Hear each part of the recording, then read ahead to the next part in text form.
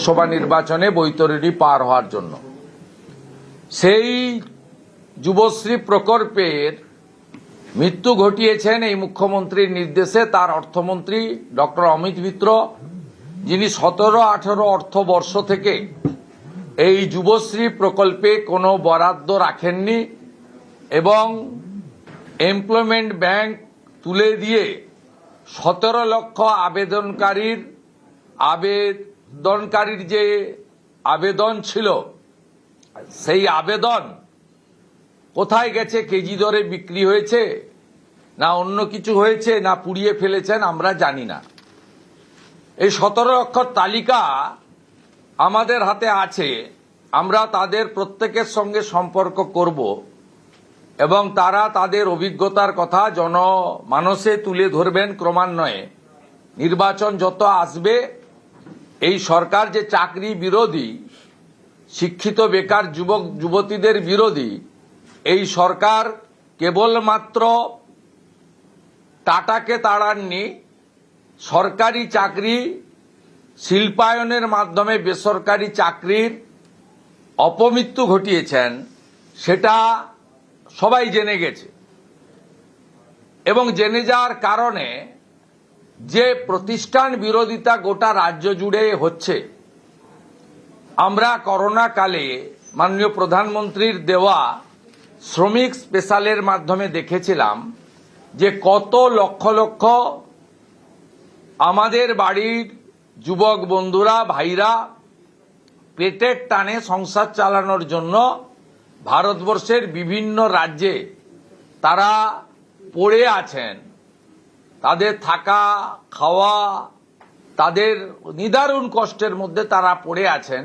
এটা আমরা সেদিন দেখেছি, লাইন দিয়ে কোয়ারেন্টাইন সেন্টারে আমাদের যে সোশ্যাল ডিস্টেন্সের জন্য 7 দিন করে সব জায়গায় সরকারিভাবে রাখা হয়েছিল, স্কুল কলেজ পাঠাগার ইত্যাদিতে, সেটা আমরা দেখেছি যে কি ভীষণ পরিযায়ী শ্রমিক পশ্চিমবাংলার তৈরি হয়েছে, যেটা আগে বিগত দিনে স্বাধীনতার আগে পরে অবিভক্ত বিহার, ইউপি থেকে, উড়িষ্যা থেকে আমাদের এখানে মানুষজন আসতেন। উল্টো যা হয়েছে, মানুষ সেটা 2020 সালে করোনা কালে সবাই দেখেছেন, 21-এও দেখেছেন করোনার 3rd ওয়েভের সময়। মুখ্যমন্ত্রী সবকিছু বুঝে তিনি এবারের অন্তর্বর্তী বাজেটকে তিনি নির্বাচনীর একটি লিফলেটে পরিণত করেছেন অর্থনৈতিক পরিভাষায়।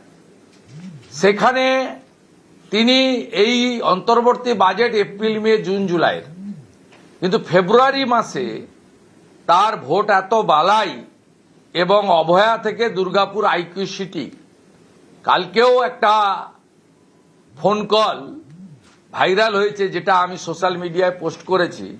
পূর্ব মেদিনীপুরের কাঁথি 3 ব্লকে একটি গ্রাম পঞ্চায়েতের তৃণমূলের মহিলা প্রধানকে পঞ্চায়েত সমিতির সভাপতি বিকাশ বেজ তার কক্ষে ডেকে তাকে শারীরিক নির্যাতন করেছেন, যেটা গতকাল পূর্ব মেদিনীপুর জেলার এসপি ইনচার্জ, যাকে মুখ্যমন্ত্রী পাঠিয়েছেন, মাননীয় মিঠুন দের চেম্বারে সালিসি সভার মাধ্যমে নিষ্পত্তি হয়েছে।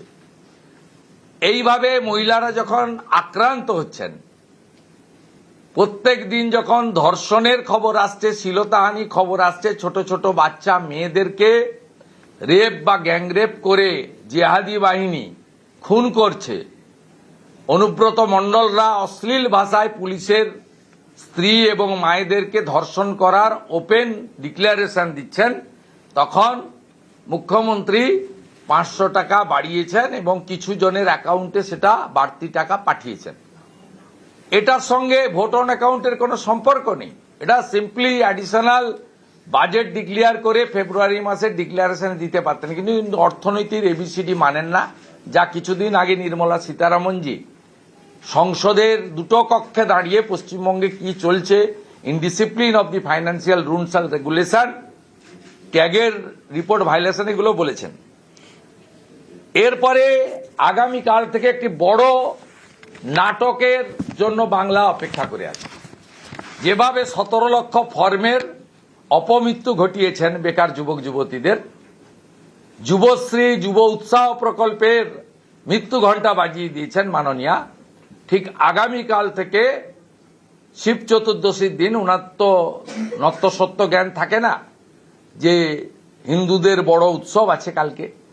উনার খেয়াল নেই যে এই রাজ্যের কয়েক লক্ষ পরীক্ষার্থী তারা 12 তারিখ থেকে 27 তারিখ পর্যন্ত উচ্চ মাধ্যমিক পরীক্ষা দেবেন। কিন্তু কালকে তিনি 294টা বিধানসভায় আইপ্যাকের বুদ্ধিতে তাবেদার প্রশাসনের একটা অংশকে ব্যবহার করে একটা টেবিল আর 2টো করে টুল বা চেয়ার পেতে কাল থেকে এই ফর্ম বিতরণের কাজ শুরু হচ্ছে। এই ফর্ম বিতরণের কাজ কাল থেকে শুরু হচ্ছে। এই ফর্ম বিতরণের কাজ কাল থেকে শুরু হচ্ছে। মুখ্যমন্ত্রী ভালো করে জানেন যে 2013 সালের যুবশ্রীর যেভাবে অপমৃত্যু ঘটিয়েছি, নির্বাচনে আরেকবার যদি জিতে আসতে পারি এটারও অপমৃত্যু ঘটাবো এবং পশ্চিমবঙ্গটাকে গ্রেটার বাংলাদেশে পরিণত করব। এবারের অন্তর্বর্তী বাজেটে চাকরির পাটটাকে ক্লোজ করে দেওয়া হয়েছে, কারণ মুখ্যমন্ত্রী কোনো ঝুঁকি নিতে চাননি। চাকরি দিলেই পার্থ অর্পিতারা চাকরি বিক্রি করবে, চাকরি বিক্রি করলেই হাইকোর্ট সুপ্রিম কোর্ট চেপে ধরবে, হাইকোর্ট সুপ্রিম কোর্ট চেপে ধরলেই সিবিআই ইডি ইত্যাদি ইনকাম ট্যাক্স আসবে, তারা এলেই পার্থকে জেলে যেতে হবে, সঙ্গে মানিককে যেতে হবে, সঙ্গে কল্যাণময়কে জেলে যেতে হবে, সঙ্গে এসপি সিনহাকে জেলে যেতে হবে, জীবন কৃষ্ণকে এখনো জেলে থাকতে হবে। তাই তিনি এবারের অন্তর্বর্তী বাজেটে সম্পূর্ণভাবে চাকরির প্লাটটা ক্লোজ করে দিয়েছেন। যদিও আমরা জানি পশ্চিমবঙ্গে 6 লক্ষ রাজ্য সরকারের পোস্ট তিনি অবলুপ্তি ঘটিয়েছেন।